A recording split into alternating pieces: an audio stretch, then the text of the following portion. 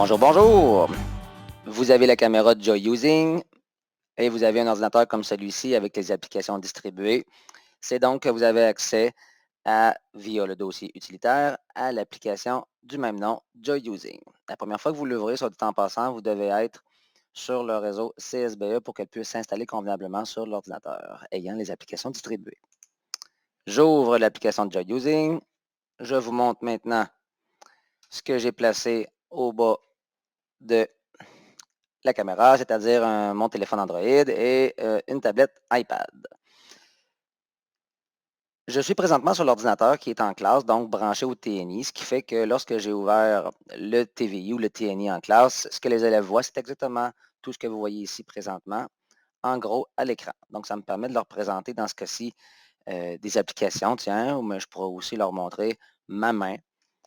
Ça ferait le même travail. Vous avez vu le focus qui s'est ajusté automatiquement en plaçant ma main. Même chose pour la luminosité. Donc, c'est un des points positifs. Je vous montre des boutons qui font partie de l'application et qui peuvent être intéressants point de vue pédagogique pour votre enseignement. Je vous laisse le soin de tester les autres boutons dont je n'aurai pas fait mention. C'est parti. Donc, au bas de l'écran, vous avez le plus et le moins qui nous permettent évidemment de zoomer et de dézoomer. Une fois que j'ai zoomé et que j'ai dézoomé, je peux aussi utiliser la rotation.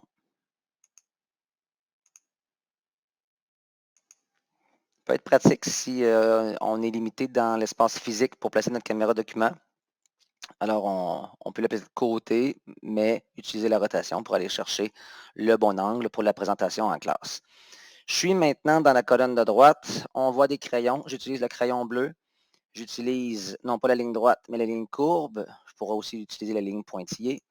La ligne courbe pour aller encercler une application. Je pourrais décider que je veux de l'encre un petit peu plus pointu, moins épais.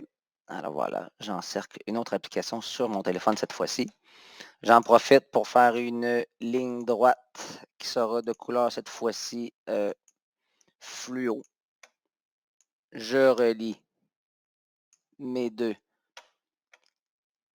applications dans ce cas-ci.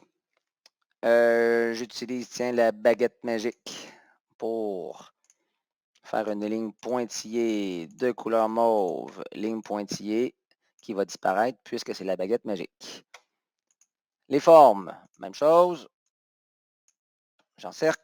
Dans les formes, j'ai passé par-dessus, mais il y a le texte. Allô?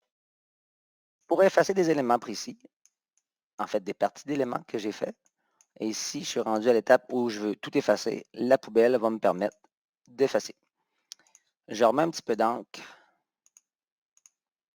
pour que vous voyez bien que même si l'encre est mise et que je zoome, l'encre va suivre le zoom, ce qui peut être très pratique lorsqu'on est en classe. J'utilise maintenant en haut à droite la souris pour déplacer l'image. L'encre suit toujours. Je dézoome. Dernière chose, voyez ma main.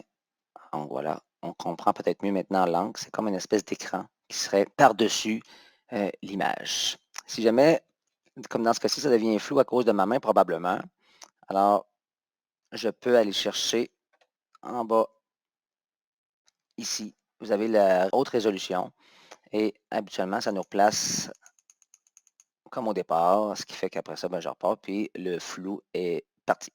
Comme je l'ai mentionné, je vous laisse faire vos propres expérimentations. Je suis persuadé qu'il peut y avoir une belle utilisation pédagogique de cet outil. Allez, passez une belle journée tout le monde. Bye.